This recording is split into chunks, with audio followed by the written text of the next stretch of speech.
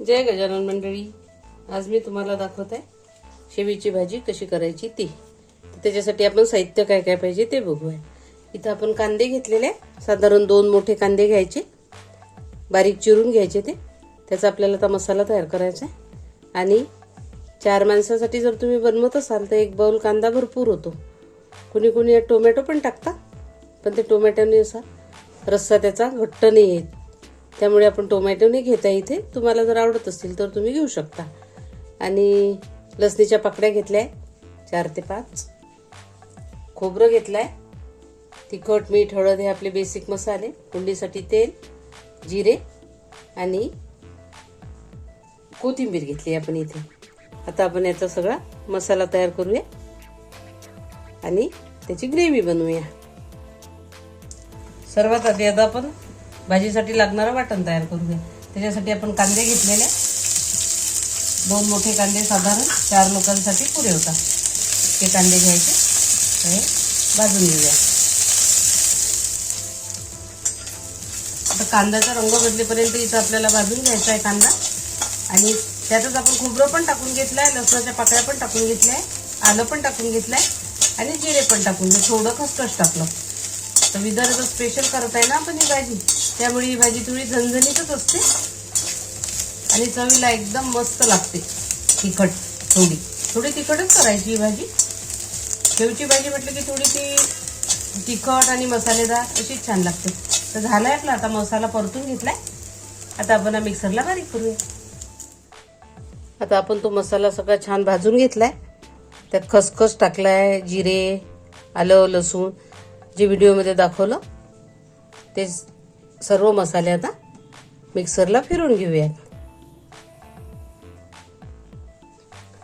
या पद्धतीने आपण ती ग्रेव्ही तयार करून घेतलेली आहे. जे आपले मसाले होते ते इतकी बारीक वाटून घ्यायचं ते मिक्सरला.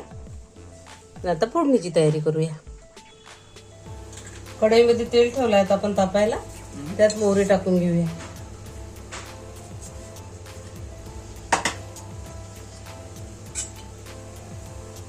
आणि हे मसाला तयार करून घेतला तो मसाला टाकून घेऊया.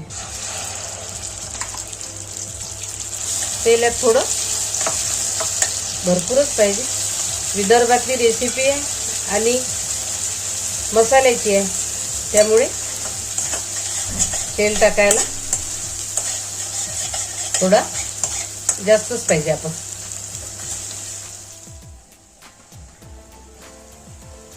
तेल सुटेपर्यंत मसाला असा परतून घ्यायचा. तेल सुटायला लागला आता याला आजूबाजूने बघू शकता तुम्ही. छान असा स्लो गॅसवर परतवत राहायचा तो मसाला. असं तेल सुटायला लागलं की आपण जे बेसिक मसाले घालतो भाजीमध्ये ते लाल तिखट, हळद, मीठ आणि हा गरम मसाला आहे. हा घरी केलेला गरम मसाला आहे. तुम्ही कोणता पण गरम मसाला घालू शकता. हा मी घरी केलेला. हे इतके बेसिक मसाले आता यात घालून घेऊया आपण. आणि हे मसाले टाकल्यानंतर पण आपण परतून घेऊया थोडं तेल सुटेपर्यंत. उकळती आता आपली भाजी, बघू शकता तुम्ही काय मस्त रंग आलाय तो. झाली आपली भाजी तयार. आता 1-2 उकळ्या काढायच्या त्याला दणकून चांगले, म्हणजे तो मसाल्याचा असा तेल सोडतो थोडा उकळल्यानंतर. या पद्धतीने आपली शेवची भाजी आता इथं तयार झालेली आहे.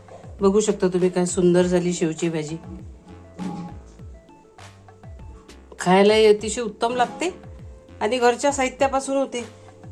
तुम्हाला तेल, मसाले कितपत आवडते त्यात तुम्ही बदल करू शकता माझ्या पद्धतीनुसार.